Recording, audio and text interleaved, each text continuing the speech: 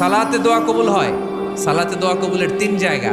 একটা হচ্ছে তাকবীরে তাহরিমার পরে আমরা সানা পড়ি না, আমরা তো একটা পড়ি, আল্লাহর হাবিব সুন্নাহ এবং নফল নামাজে আরো পড়তেন সানা, ওই দোয়া কবুল হয়। দুই নম্বর জায়গা সালাতে সেজদায় পড়ে দোয়া করলে কবুল হয়।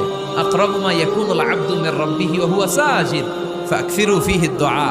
বান্দা যখন সেজদায় লুটিয়ে পড়ে বান্দা আল্লাহর সবচেয়ে কাছে চলে যায়। তা কিন্তু বিশ্বনবী বলে সেজদাটা তোমার রবের কুদরতি পায়ের উপরে পড়েছে। সেজদায় পড়ে দোয়া করেন। সালাম ফিরানোর আগে বিশ্বনবী দোয়া করতেন, লা ইউসাল্লিমান্না আহাদুকুম হাত্তা ইয়াতাআওয়াযা মিন আরবা'a।